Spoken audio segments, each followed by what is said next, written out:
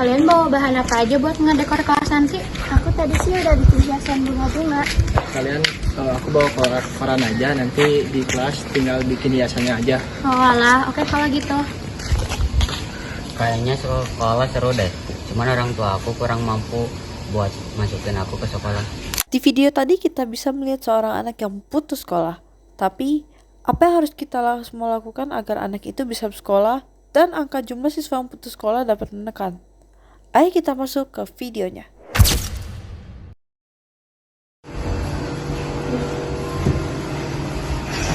Capek banget nih habis pulang sekolah. Wah, halo semuanya. Capek nih habis pulang sekolah. Tapi kalau aku nggak sekolah, kan capeknya pas hari tua. Oh iya, ngomong-ngomong, kalian tahu nggak sih apa wajib belajar itu? Wajib belajar adalah program pendidikan minimal yang harus diikuti oleh seluruh warga negara Indonesia selama 12 tahun yang diwajibkan oleh pemerintah. Tapi tujuan wajib belajar itu apa sih, Kan ya?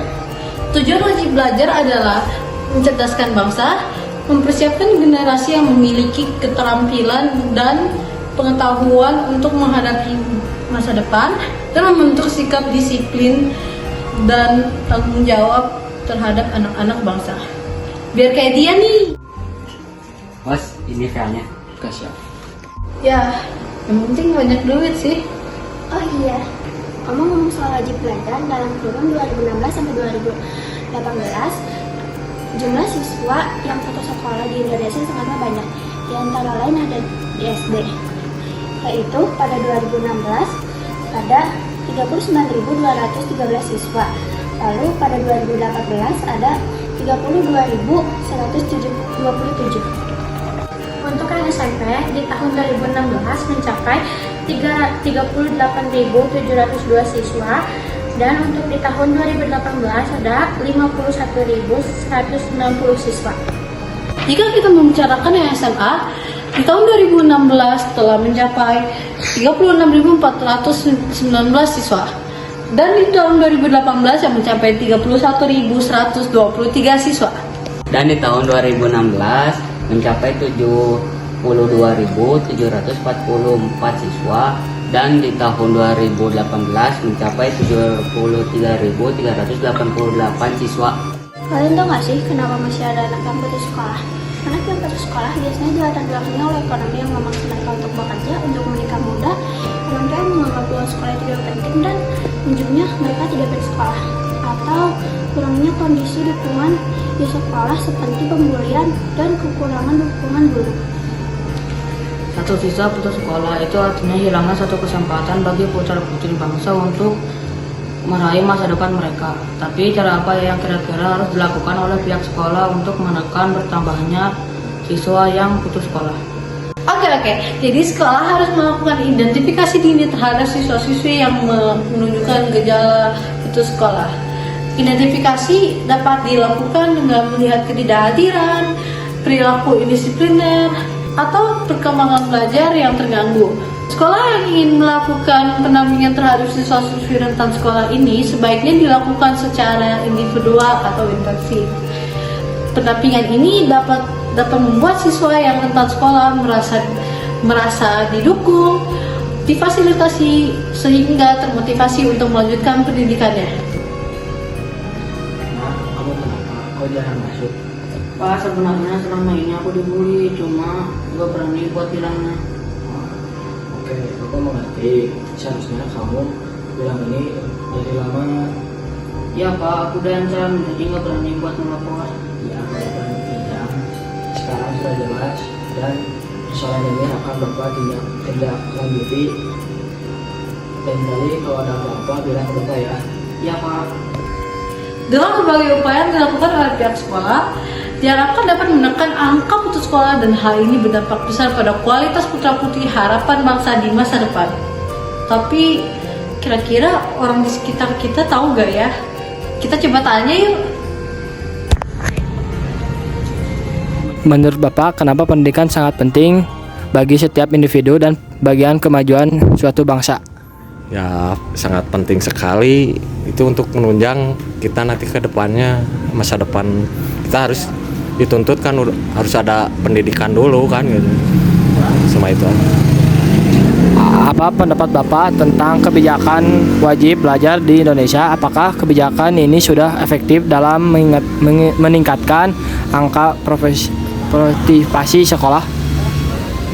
Kalau pendidikan terutamanya di Indonesia gitu, ya seperti itu juga, nggak ada yang kayak yang di luar tuh wah gitulah wajib. Kalau sekarang kan wajib 12 tahun kan gitu, cuma itu aja. Apa faktor-faktor yang menurut Bapak menjadi penyebab utama anak putus sekolah?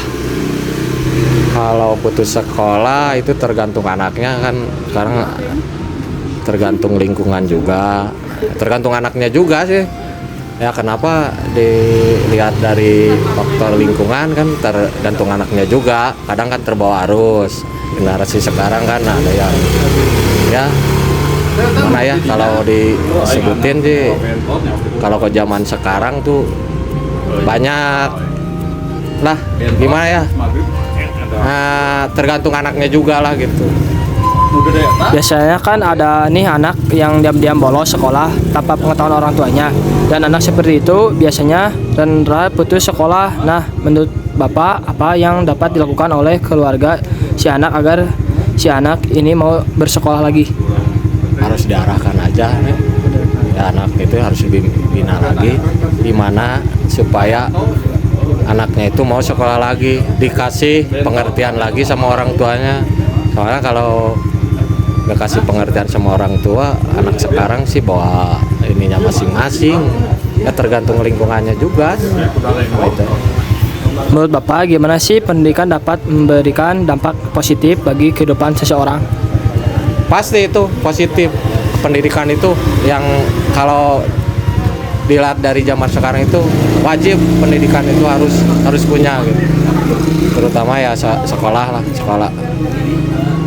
dari 12 tahun itu. Terima kasih Bapak. Sama segitu. Menurut Kakak, kenapa pendidikan sangat penting bagi setiap individu dan bagi kemajuan suatu bangsa?